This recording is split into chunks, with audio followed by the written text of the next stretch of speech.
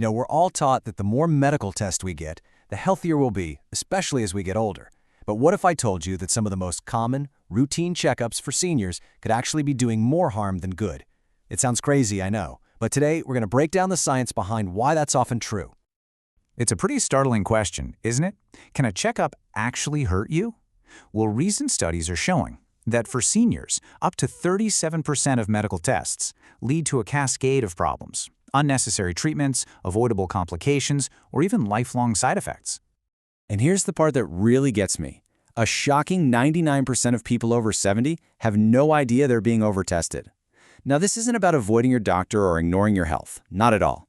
It's about becoming a smarter patient. Okay, let's kick off our countdown at number 5, the bone density scan, or the DEXA scan. It seems totally harmless, right? It's just a quick, painless way to see how strong your bones are. What could possibly be wrong with that? Well, here's the catch. Just like getting wrinkles or gray hair, losing a bit of bone density is a totally natural part of aging. But these scans, they often flag these completely normal, age-related changes. And that just creates a ton of unnecessary fear. And it pushes people towards medication they might not need.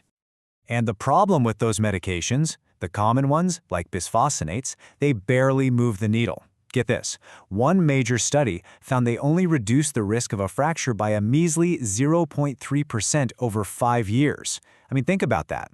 For one woman, Rose, that tiny potential benefit came with a huge price, debilitating jaw pain and acid reflux from the meds. This just shows us there's a much better way. Instead of going down that risky medication path, look at the alternative. Simple lifestyle changes, we're talking strength training, better nutrition, have been shown to slash fracture risk by over 20%.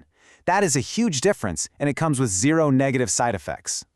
And this pattern of turning normal aging into a medical crisis brings us right to number 4.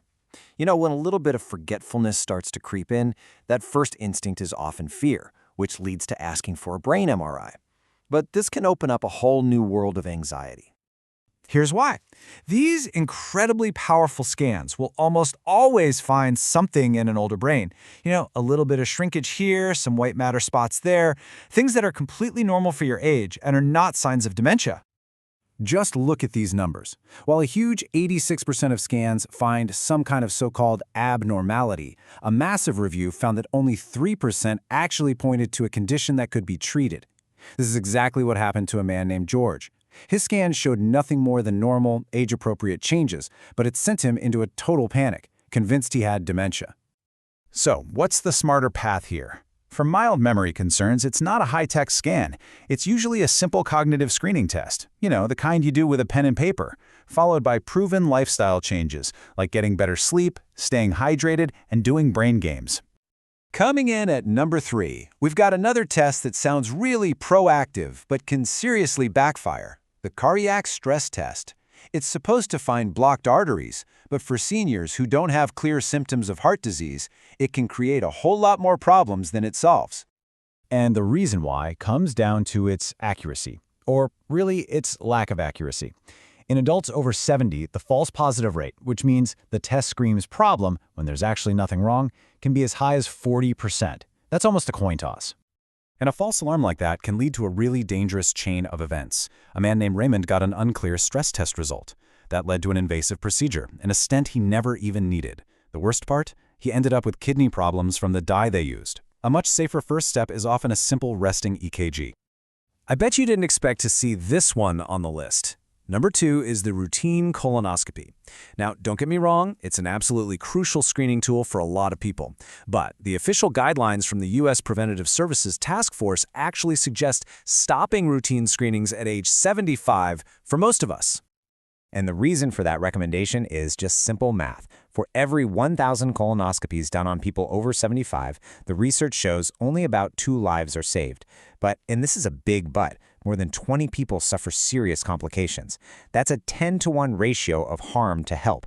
For a woman named Dana, that risk became all too real when she suffered a painful bowel perforation from a procedure she probably never needed in the first place. For a lot of older adults, there's a much safer option called the FIT test. It's a non-invasive test based on a stool sample that you can do right at home. There's no prep, no sedation, and it's still very effective at catching most of the concerning cases. All right, we've arrived at number 1. The most overused and potentially harmful checkup for seniors, the full-body CT scan. You see these marketed all the time as an executive physical or a way to catch disease super early. But here is the shocking truth that's buried in the science. The amount of radiation you're exposed to in these scans carries a pretty significant cancer risk, a risk that's surprisingly and frighteningly high. To really put that cancer risk into perspective, a 2023 study found that the huge increase in CT scans might now be responsible for up to 5% of all cancers in the US. That puts getting one of these health scans every year on the same level as daily alcohol consumption as a cause of cancer. Just let that sink in. And the experts are crystal clear on this. The American College of Radiology says there is, and I'm quoting here, no proven benefit and significant potential for harm. An 80-year-old man named Marcus learned this the hard way. A scan found a harmless little nodule, the biopsy to check it collapsed his lung, and he spent 2 months recovering. So what's the takeaway here? It's about shifting how we think. Your new health checklist should be really simple. First, always ask your doctor why a test is being recommended. Second, understand the what if. What happens if this test finds something? And third, prioritize prevention through your lifestyle. In the end, it all boils down to this one question.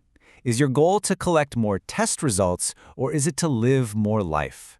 Because sometimes the bravest and smartest medical decision you can make is knowing when to just say no.